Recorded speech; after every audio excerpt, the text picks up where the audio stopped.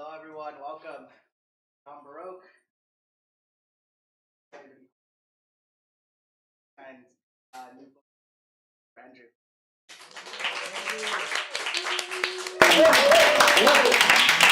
Welcome to Beyond Baroque. Welcome to the Wanda Coleman Theater. Before we begin, I'd like to acknowledge Beyond Baroque's presence on the traditional, ancestral, and unceded territory of the Tonga peoples. We acknowledge the undone to these peoples who suffered colonialism, genocidal practices, and the violent disposition of their land. And as an arts organization, we are committed to uplifting Indigenous stories, their cultures, and art. For those who don't know, Beyond Baroque is Los Angeles' oldest literary arts institution, located here in Venice, California. We occupy the old Venice City Hall, and we help support writers of all kinds through our extensive series of writing workshops, readings, and performances. And this afternoon, like I said, we're excited to be hosting Andrew Susskind and Katie as well here at Dialogue. So before I turn it over to Katie Griffin, I just wanted to introduce Katie. Based in Austin, Texas, Katie Griffin runs a group work and consulting practice. She is passionate about the modality of group as an efficient and cost-effective healing mechanism for almost anyone. With multiple processes and training groups weekly, Katie enjoys her part in helping people become fully alive. She consults with group work practitioners from many disciplines to assist in the development of deliciously sustainable practices. Combining a former business background with a psychological theory, she also works with executives in many different fields. Like I said, we're super excited to launch Andrew here, and without further ado, Katie Griffin. Thanks Jimmy. Hey everybody, nice to see some familiar faces. I'm delighted to be here with Andrew. I'm going to read a little bit about Andrew for those of you who may not know some of these details, and then we'll get started on the tough part for him. All right, Andrew Susskind. He's an LCSW, an SEP, which is a somatic experiencing practitioner, and a CGP, a certified group psychotherapist. As a licensed clinical social worker, brain spotting practitioner, group psychotherapist, and author, Andrew Susskind brings a multifaceted perspective to his work. The ability to relate compassionately to those in recovery stems from his personal and professional experience with trauma and addictive compulsive behaviors. Susskind's recent publications include It's Not About the Sex, Moving from Isolation to Intimacy After Sexual Addiction. That was by Central Recovery Press in 2019. And the book that we're talking about today, the It's Not About the Sex Workbook, Routledge Press, 2024. He's been in private practice in LA since 1992. It doesn't say on here that he is a delightful human, and I am so pleased to call him my friend and colleague. All right, Andrew, you ready for the hard part? Ready as I'll ever be. All right. So here we are at Beyond Baroque Literary Arts Center in Venice, California. What does it mean to you to be here for this particular book launch? It's a big question to start off with. It's an emotional question, actually, because Beyond Baroque literally has been part of our life, Mariano and myself, for 3 decades. And it's, I think it's symbolic of kind of an evolution of our life together, actually. And being in Venice also is very moving to me because my aunt raised her family here in Venice. She moved here in the 60s. And, I think of Venice as, part of my home. Even though I've been in Santa Monica a long time, I feel very at home in Venice, and I feel like it's part of my history. So, that's a big part of it. And by the way, I wouldn't be here literally in Venice, California today if it wasn't for my aunt and my cousins. They're the reason I moved out here. So I'm just so grateful for that. And so I'll just leave it at that. Great. For those of you who don't know, this is the 3rd book that you've written. I'm thinking about writing as an incredible discipline. Can you say a little bit more about lessons that you've taken, how you've managed to do this very disciplined thing? Sure. First of all, I've never taken a writing class in my life. That's just to begin with. And I am a disciplined person almost to a fault where Anybody not know that about Andrew? and I sometimes say I'm a recovering perfectionist, and I really feel that for sure. And yet I think with writing, what actually was so important was for me to block out time every single week. And so in my schedule, I blocked out every Friday morning and every Saturday morning for a long time. And so it really made it possible for me to kind of go into my cocoon and just write. And I have to say that if it wasn't for my editors, and I think they're wizards. I think editors are unbelievably talented because my book, my first book, well, my second book actually, It's Not About the Sex, was okay, right? But it wasn't refined, and they helped refine it for me. I also just want to share a shout out to my eighth grade teacher, Mrs. Farron, who was a taskmaster. She wanted everyone to learn grammar in a very, very disciplined way.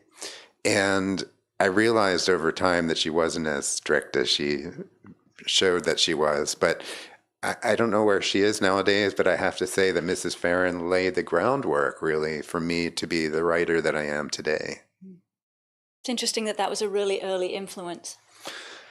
Very early. And I don't know what to say other than she planted seeds that I knew I liked. I liked writing. I find writing excruciating, but at the same time, I like when it comes together, and I like when an editor really does their wizardry. I'm really enjoying his authenticity about the excruciating part, because I think that sometimes it's you pick up something like his workbook and you think, wow, this must have just flowed from him. The opposite. I mean, actually, the workbook was more challenging for me than the book. Yeah. I really had to put on a little bit of a different hat, kind of a coaching hat, to put together the exercises and the action steps in a way that was, would be somehow flowing and would make sense. And no, it was brutal. Absolutely. Now you know. Now you know what it takes. Let's see. What prompted you to write this particular book? Or let's start with the book before the workbook. What prompted you to write that book? Sure. So It's Not About the Sex. I always say that it could have been an autobiography, but I'm not that narcissistic. So it really was partially about my own experience and partially about what I've learned as a clinician. So I've been in 12-step for sexual compulsivity since 1994. And so there's no way that I could possibly separate that from my writing or even what I do in the office with my clients. It's just integrated into who I am. So what I would say about that is that it's been an interesting journey. It's Not About the Sex really came from seeing a lot of suffering, actually partially in myself, partially with my clients, and partially with people in the 12-step rooms. And what I noticed was that people who had been in recovery an extended period of time, they might have gotten away from some of the more destructive behaviors or self-destructive behaviors. But what happened was there was still suffering. There was still this feeling of not enough or shame or grief that wasn't being fully addressed. So when I first thought about putting together the book, I thought, what isn't being explored enough? And that's where things like grief and narcissism and shame and nervous system regulation and contentment and things that I wanted to work on, because I'm not an academic and I'm not a researcher. This is all from anecdotal, experiential information, really. It's great. You both in the book and in the workbook, you specifically talk about connection a lot. Mm-hmm. Can you say more about what you mean by that and why it's such an important concept for you? Well, sitting here with you, for instance, is an example of deeper connection. We've been able to establish a relationship where we can be ourselves with one another, we can be fully ourselves with one another. And it's not just about something superficial Right. in the least bit. And that's really what I'm talking about when I'm talking about connection. I sometimes think about what I call the trifecta of connection, which is connection to oneself, connection to emotionally reliable people, and connection to a power greater than ourselves. It could be God or universal power, or whatever that might be, that is about connection. So, okay, let's go back for a moment.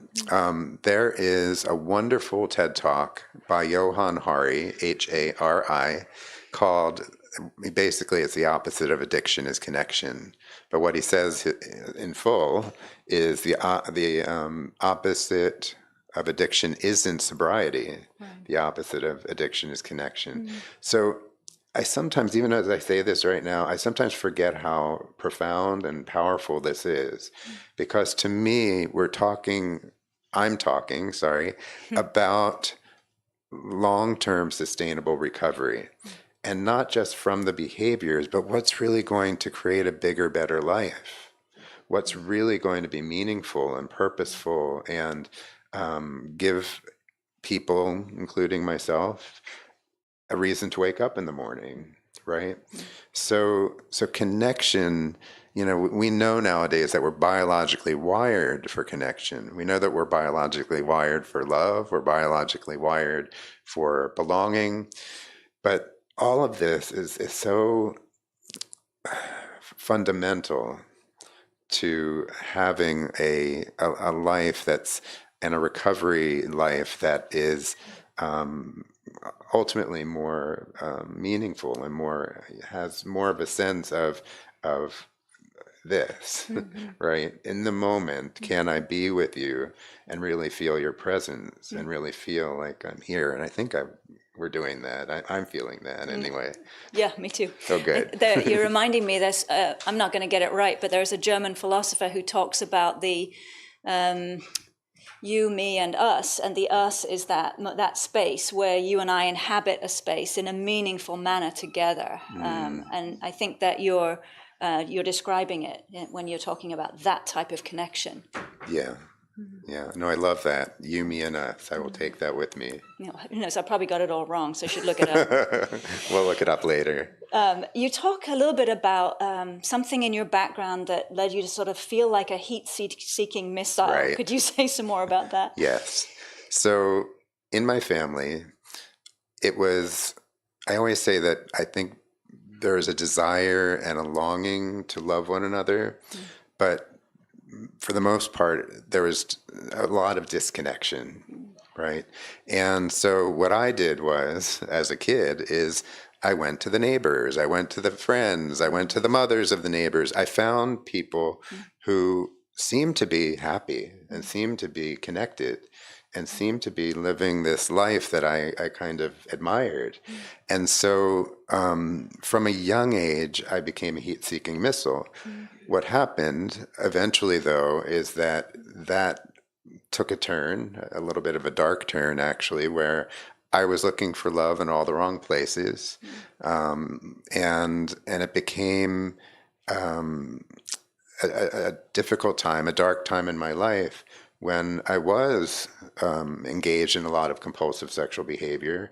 But I look back at it now and I think I was really exploring. I was really experimenting. So I don't look back at that time as a bad thing. I mean, it was a painful time in a lot of ways. But I think that heat-seeking missile in me really was a survival strategy. It sounds resourceful in the way you're describing it now, and I recognize that you're talking about a painful, dark time. Right. But in essence, the part of you that started as a kid looking for those more healthful places was actually a resourceful little human. A resourceful little human still lives within me, I believe. Thank goodness. Absolutely. The thing about that is that, yes, it was resourceful.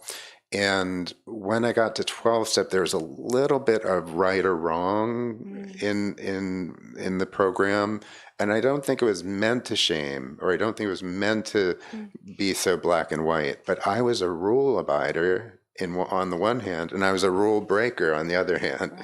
So, yeah, it's complicated. Yeah. Yeah. You're leading me into sort of the next set of questions, and one of those is that in the original book, you're very definitely leaning into the 12-step model.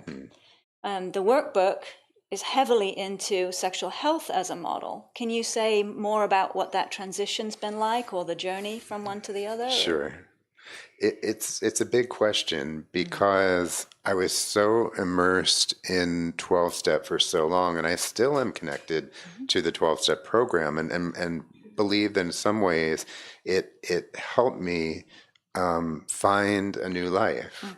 So I don't mean to badmouth or say it's one or the other. Right. But what happened was the 12-step model, for instance, in AA, is very much about the medical model. And, people in program will say things like, oh, it's a disease, or they'll talk about it from a pathology focused approach, that the whole model of AA and substance abuse is based in that box. Now, there in the 80s, Patrick Carnes was kind of the pioneer of what he called sex addiction, right? And he tried to overlay, at the time, sex addiction recovery over the AA model. And he tried. He did a good job of getting the ball rolling, but there's a lot of problems with that because, in my opinion, we never want to pathologize sex, right? We don't want to make sex bad. We also don't want to stigmatize in any way or shame in any way. So what happened actually in the last 5 years or so, I want to bring up Doug Braun-Harvey and Michael Vigorito. They wrote a book called Treating Out of Control Sexual Behavior, Rethinking Sex Addiction. And I love Michael and Doug. I know them both. And they're both sex therapists, but also really talented therapists in general. But their whole thing is about sexual health. And what I love about their approach is that sexual health is really about how do we, as sexual beings, how do we have liberated, pleasurable, consensual, playful, fun expressions of our sexual selves. And that's the kind of the minimal way of trying to describe it. But I find it incredibly refreshing, and it just opens up so many possibilities and seems to take away some of that shaming that unfortunately can happen with the 12-step model. Yeah, I said to Andrew on the way over here that something I think he is very modest about, but that I will now toot his horn for him about, is that this movement from the book to the workbook, for me, has opened up the possibility that what he is talking about in the book applies to so many more people than those who identify as sexually compulsive or previously sexually compulsive. There are lots of wonderful exercises and actions within the workbook that I think apply to every human. And having done a couple of them myself, I've learned things about myself in the process of spending time with this workbook. So I think that this workbook, if you're thinking about who you might recommend it to, I don't think there are many people you couldn't. Maybe not your grandmother, but I don't know. It depends on your grandmother. Maybe she'd be interested. And I just want us to keep thinking about the wider audience for this workbook in particular.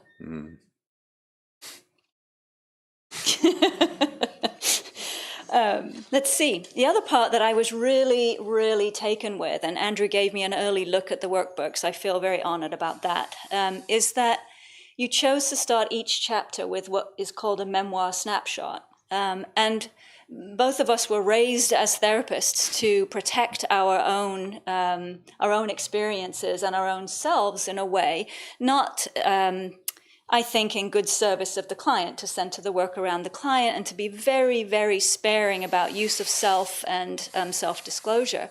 And yet here's a person who has put into this workbook aspects of himself so intimately and making them available. I'm curious about what that's been like for you to move from that model of quite closed, quite protected, to very open and very exposing of yourself.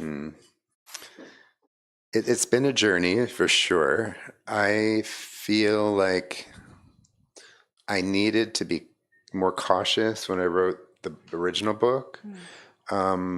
I felt that I actually, in the introduction, I came out as someone who has a history of compulsive sexual behavior. So that was a big outing. What I actually learned, Katie, is that most of my clients never ever touch the book or read it or know anything about it. They're like, oh, he wrote a book. So I was surprised in some ways how little. I think there's maybe one person in my practice, one or two, who I know have read it for sure. But I think what you're saying is really important, because I was super, super careful when I finished grad school about any self-disclosure. Yeah. And what I have found is, if anything, it's oftentimes withholding. Yeah. If I don't share something that really resonates with the client. So the same thing with the books. The workbook, first of all, I didn't want it to be a dry workbook. That was for sure. I just wanted it to be a little juicier. And so I was on this private little writer's retreat that I took myself on. And that's when I decided to do the memoir snapshots, as we call them. So it's been a journey from being super, super careful in the early 90s to saying, is this going to be helpful for my audience? And if so, why would I be withholding? Yeah. That's great. Yeah. Are you open to reading something? Of course. Great. So basically every chapter starts with a memoir snapshot, or there may be one woven into the chapters. But I'm just going to read the beginning of chapter 2, which is called Living with Loss. And by the way, I'm a big believer in always attending to grief. It doesn't matter what client or what situation, but certainly with people in recovery from compulsive sex, it's so important to look at the losses and to integrate and to know that it's okay. It's just part of the process. So the chapter Living with Loss, it goes like this. I was a Sesame Street kid. The groundbreaking, culture-shifting TV show premiered just after my 5th birthday, and I was transfixed. A multicultural street where everyone seemed to get along, and even when they didn't, they seemed to actually listen to one another and work things out. I was lost in the depth and kindness of these characters. Bert and Ernie, Cookie Monster, Oscar the Grouch, and of course, Big Bird. They became my first fantasy family and a focal point of clean fun and pure imagination. Outside the public broadcasting system, home was not so idyllic. Instead, there were heated arguments, vicious fighting, and fierce competition, with a lot of envy and palpable shame in the mix. Somehow, I held on to the hope that we could work things out just like they seemed to do so naturally on Sesame Street. But this rarely happened.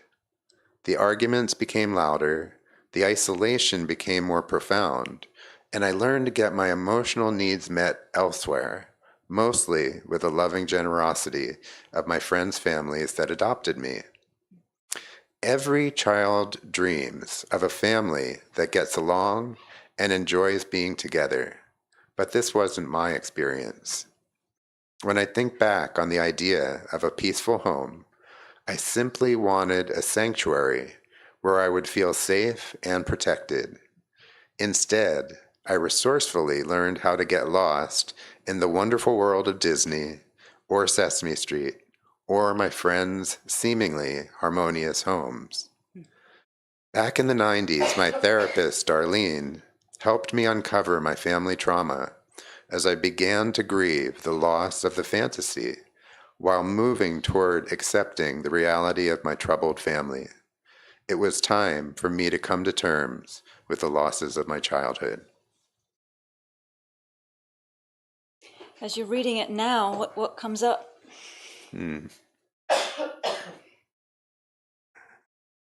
It's super sad. Yeah. Yeah. I think the kid in me was resourceful, and at the same time, I was profoundly lonely. So yeah, it's heavy.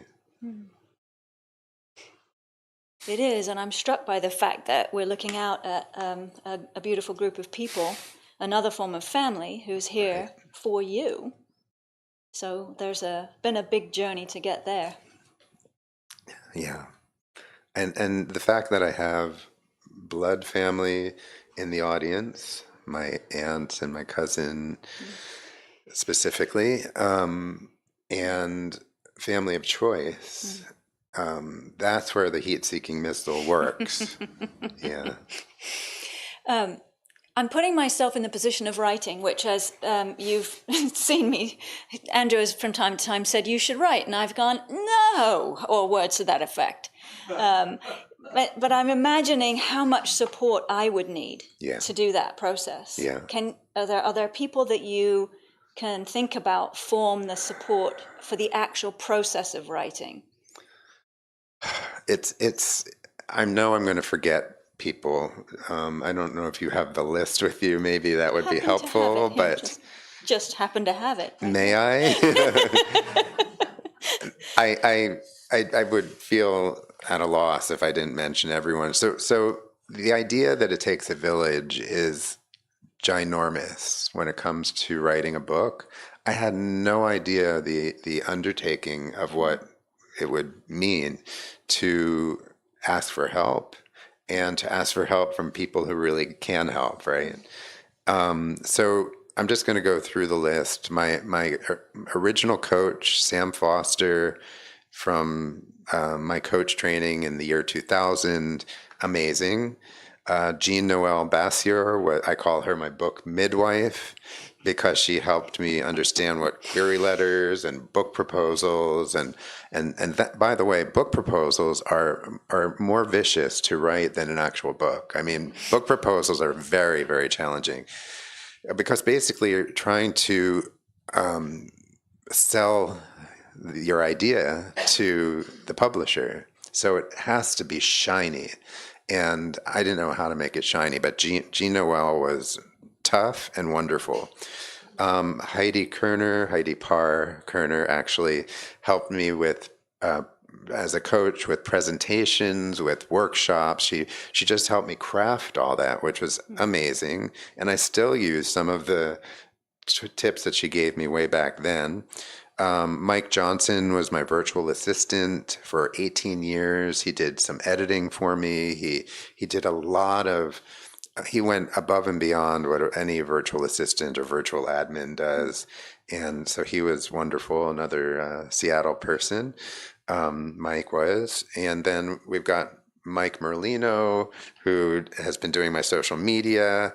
Sue Merlino, who's right here, has been my podcast producer. We've done 112 episodes, and also we've been friends since the mid-'80s from college. Alyssa Tutelier, she was the acquisitions editor at Central Recovery Press. She literally found my self-published original workbook from now on, 7 Keys to Purposeful Recovery, and we met at a conference and just hit it off. So Alyssa was the door to publishing for me. Valerie Killeen, the editor-in-chief at Central Recovery Press, Scott Edelstein, who helped me negotiate my contracts. These are all amazing people, by the way. I just have to say that these are stellar people. And then because Central Recovery Press, my original publisher, was having some financial issues, I ended up getting another acquisitions editor from Routledge Press. Her name is Amanda Savage, and she actually wanted me to write something about men's groups. And I said, well, I have this other project. And she said, well, send it on in. And within a year, the workbook was published. And then just all of you. I mean, really, the incredible people in my life, who I can't see everyone through the lighting, but we're talking many, many, many decades of friends and people who have just been there and have held me through everything. Yeah. Did you mention your husband? Oh, that's true. Mariano Tharo. Thank you. You're welcome. What about anything you specifically want this audience to take away from today? Sure. Before I give them a chance to grill you with a couple of questions. Yeah. No, I'm looking forward to the grilling. So what's interesting about this moment is that it's a moment, right? So what we're talking about today is very different from what we might have talked about 30 years ago or 35 years ago when some of us were in grad school. So I really want to say that in 30 years, we're going to be having another conversation. Some of us will be here, maybe, I don't know. Tottering around. Not sure about that. But I just want to acknowledge that we're here in 2024, which is different from, let's say, 1994, which will be different from 2054. So that's number one. Number two, I think it's important that as much as we know, we really don't know. I really believe that we're learning, through brain research and neuroscience, and it's very exciting. And I think that there's going to be a lot more help, a lot more resources and tools based on that. But I'm just very humble that hopefully this will help people. And there's so much more to learn, right? I also hope that what I said about destigmatizing and depathologizing is something that maybe all of you can take with you, that it's so important to me. I realized somewhere in the process of, I think, writing the first book, that's really the reason I'm writing all this, that everything else is icing on the cake maybe. But if I can help destigmatize and depathologize and help people with shame resiliency and things like that, I think that's what it's all about. I also think that that being here together is really about connection, right? To go back to connection for a moment. And I'm just so incredibly grateful for the connection with everyone in my life, everyone here this afternoon. And I also think that there's something about connection that I hope that all of you can consider in terms of like something that you can hold, like when you're feeling connected to someone you love, when you're feeling connected to yourself, when you're connected to nature, whatever it might be. So I think I'll just leave it there. Beautiful. Thanks, Andrew. You're welcome. All right, audience. Where are the tough questions? It's hard to see you, so somebody's going to have to shout, or I'll point. I don't mind pointing. I'm really good at pointing. There we go. Thanks, Eric. Hi, Carolyn. It's not a tough question, but it's been 5 years since your first book. And with my age and my memory, I don't remember a lot about it. But I'm very touched by how personal this workbook seems to be. And is that true? Is it much more personal than the first book? I'm just going to repeat the question for the microphone Oh, so sure. make sure I pick it up. So, Carolyn, I'm going to paraphrase. So if I get it wrong, let me know. What Carolyn asked is that it's been 5 years since the first book. She can remember some, but not all about it. But she has a sense that the workbook's a lot more personal. Mm-hmm. Is that true for you? It is true. It surprises me that it became that way, because when I thought about it, I knew I wanted to write it because I had some suggested action steps at the end of each of my chapters in my book. And I got a lot of feedback that people wanted more. And so I had this sense that the workbook was a natural next step for me, but I didn't want it to be dry and boring, and that didn't feel right to me. So it became personal. And when I decided to put in the memoir snapshots, and when I decided to infuse what I call composite case studies, which is basically just putting in pieces of my clients without writing about my clients, but pieces of my clients as part of it, it actually became more fun for me. So I feel like I feel ready, to have more of myself in the workbook. And I'm very grateful that I've gotten a lot of lovely feedback and that sense of, I don't like the word validation, but that sense of feeling like I did the right thing by including it. So yeah, it is more personal. Thanks. Oh, thank you.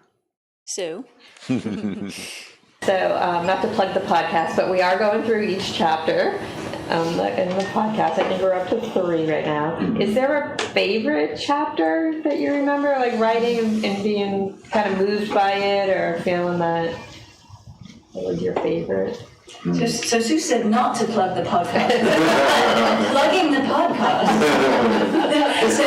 You'll never guess the name of the podcast. What is it called? It's not about the sex? Oh my goodness. So if you're looking for it, they're going through each chapter in that podcast. And Sue's question was, is there a favorite chapter for Andrew?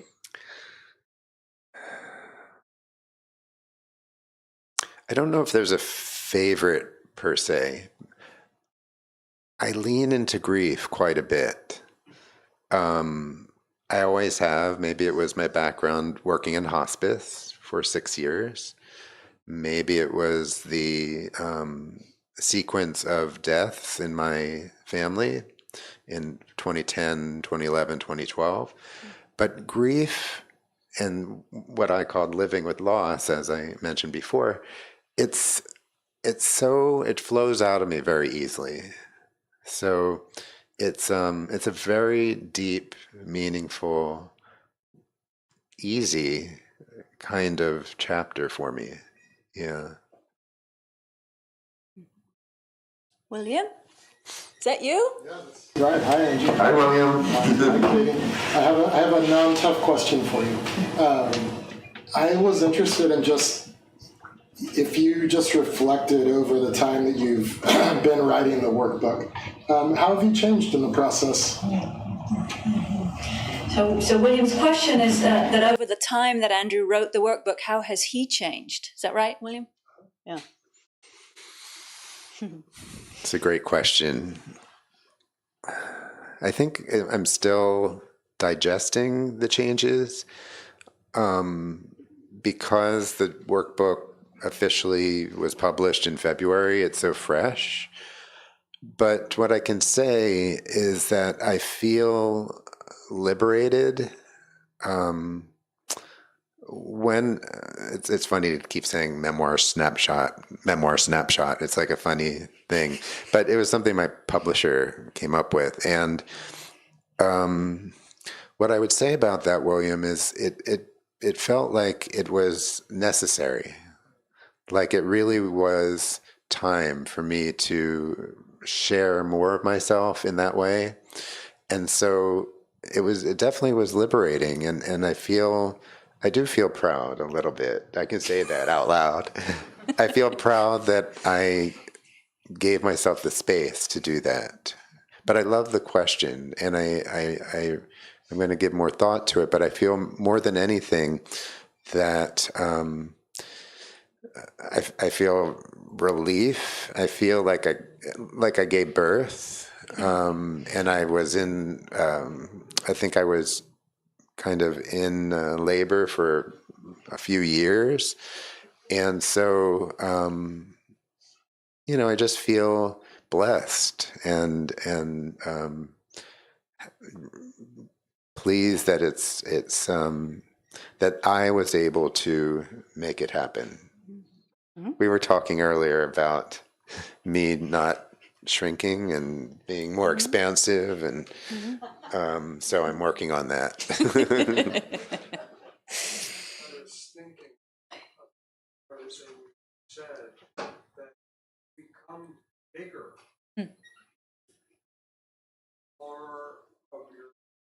more of the man you wanted through the process of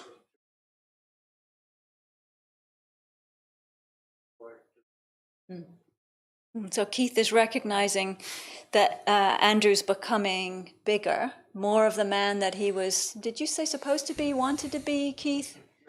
Meant to be. I like meant to be. Yeah. I would agree with that observation. Yeah. Julie, you were... Yeah, so this is coming from a place of having two children who are now young adults, and I want to send positive messages about sex, healthy sex life. So my question is, when is it okay that it is about sex? That is a great question. So, I don't know if everybody caught it, but with Julie's a mother of now two young adults, and she's asking, when is it okay that it is about the sex? Right. Well, since I know your kids intimately, I'm trying to come up with a good answer for you. It's funny that the title, "It's Not About the Sex," isn't completely true, of course, because my final chapter in the workbook is all about revitalizing sexual health. And so it is about the sex, right? We're all sexual beings. We all have a certain way of expressing ourselves sexually. And for young adults in particular, most of the time I think it's about waiting and seeing when they, if ever, talk to you. But I think... Or maybe to their Uncle Andrew, I don't know. Who knows? You never know. But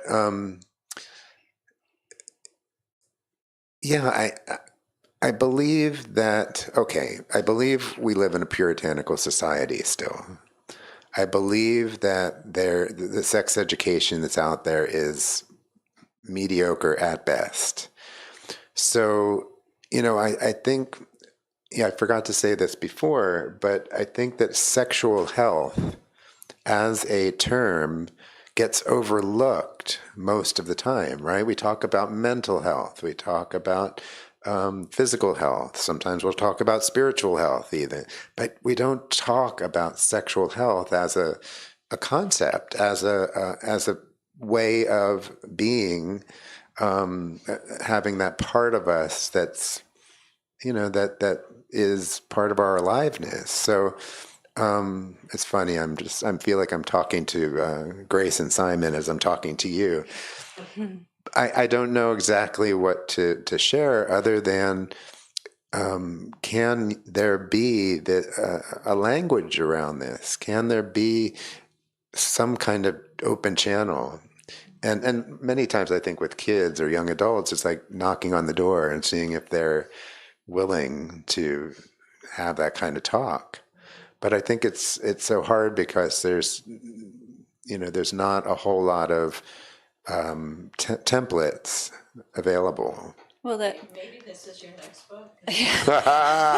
actually, I think this is the book already. I was thinking about the template part. There are exercises and actions and ways to talk about things and to develop yourself and your understanding that I think, would be fascinating to talk to young adults about. And see how they react and respond to some of those. They don't have to look at the whole workbook, but you could take one of those and see what happened at the dinner table with a conversation like that.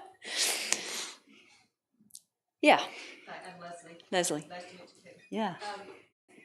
Welcome back. My question is more tech. How do you envision, I don't know that everyone here is a therapist, but many people here, how do you envision the workbook being used? Do you envision handing it to a client, saying, go for it? Do you envision selecting things? Again, is it something someone would do on their own, do with someone helping guide them, pieces of it? Right. So obviously there's no cookie cutter answer to that. But I think what you said before, Katie, is important, that maybe a page or a question is the opening the door. I think that's a great thing. One of the things I actually have recommended the entire workbook to a couple of clients, but also have used Andrew's prompts in session to develop the conversation with clients. And then when they've been curious about where the prompt has come from, it's easy to say, you might be interested in looking at more of this. And, I said it before, I'll keep saying it, that I think this book has an aspect for almost everybody. I really do. Will it be the whole book? Of course not. But I actually don't think the whole book is for anybody. I think there are huge sections of it for someone who's previously defined themselves as sexually compulsive. But there are huge sections of it for people who just want to know more about how did they get to their current relationship with their own sexuality and their own way of viewing intimacy, closeness, connection. So I hope that helps, Leslie. Yeah, the other thing I want to add is that there is a little blurb somewhere in the book about possibly using it with a group, right, where people can work through the workbook together. There's no order to the workbook. If somebody was interested in starting with cultivating contentment, one of my chapters, that would be fine. There's not it doesn't have to be in order. And so there's a lot of different ways it could be used. And I appreciate what you're saying, Katie, in terms of it being something that could be universal in a way. I've had that feedback before because I think it's just how I conceptualize. Yeah. And so I really wanted to address this particular population because I'm so familiar with it, but others can benefit or try out a question here or there. Sure. Great. Yes. Sort of on the heels Hi, of Barbara. Andrew, congratulations. On the heels of what you're just saying, I have not read the book yet. I will, but I have not yet. So I'm, compulsions that are, whatever the compulsion is, to eat, to drink, to gamble. Is this book something that, the workbook, something that can be translated into other compulsions? Where, I think the basis of most compulsions are very similar. You said grief or withheld pain that turns into anger, that turns into compulsion, whatever it is. Do you feel that this book can be used in a practice to work on other kinds of compulsions? Absolutely. I'm going to paraphrase Barbara. Sure. Yeah, just for the microphone. So, Barbara, what I heard you ask is, what's the translatability of the book to other compulsive types of behaviors and ways of being in the world? Is that right? That's right. Yeah. Yeah, I think it can be transferable, even though there may be something that sounds like it's specific to sexual compulsivity. It just changed the words, right? Instead of compulsive sex, compulsive eating or compulsive gambling or whatever the case may be. So yeah, I think easily it could be shifted in that way for others to benefit. Anybody else? Hi, Blair.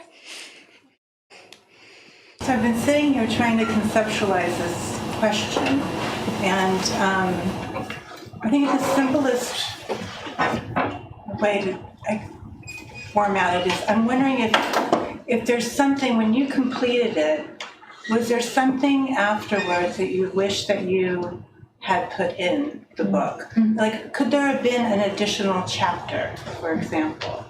Or maybe there was some story of yourself that you would have liked to have shared?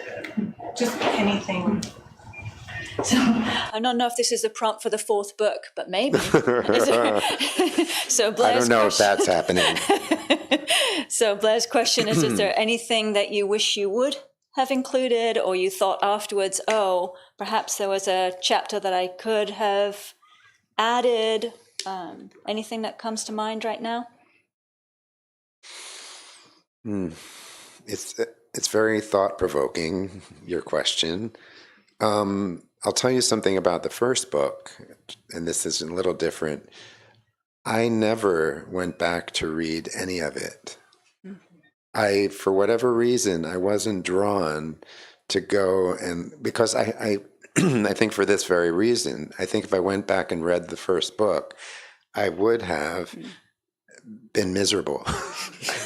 Like, oh, I should have said this, and I forgot to say that. And so I really feel peaceful with what I have put together.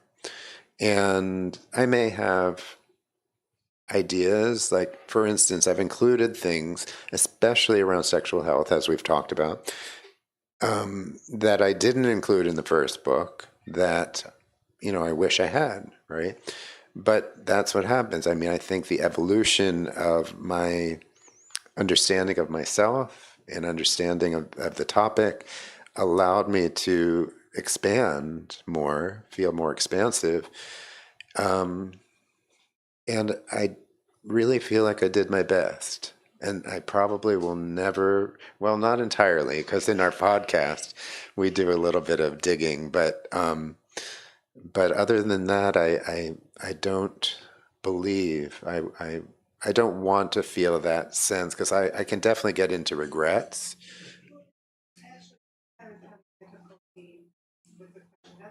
I'm interested in, Okay. right? It's more conceptually.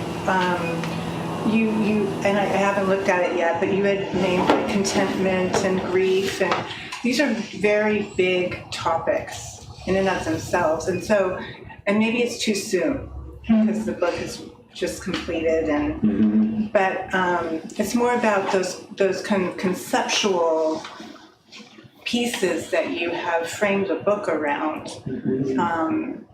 And again, maybe it's an evolution, and maybe the question, it can't be answered yet. All I can say is that it is an evolution for sure, and I'll say it again because I know that this is my work. I'm proud of what I did, and I really feel that I did my best. I put my best foot forward, and it seems to be having some value. And I'm just, I know, seems to be having some value. It's having value. It's having value. And, my therapist, I've told you this before, but Jesse says, if I've touched one person, I've done my work. Well, clearly you've done more than your work then.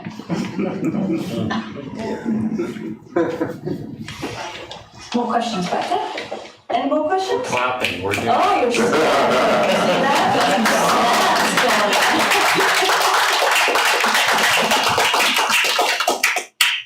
Good. Thank you all very much for coming today. It was an absolute honor and quite a terror for me when Andrew asked me if I would do this with him, but it's been really pleasurable and wonderful to meet some people. There's some people I definitely want to hug in a minute and say hello to, but we really thank you, both of us, for being here. And please mingle and have some cookies and coffee. And I will be doing a book signing in the bookstore for anyone who would like their book signed. I'd be happy to do that. William? Yes, in the bookstore. The workbook and... Yeah. Exactly. That's right. That's right, Dan. All right. All right. Thanks, everybody.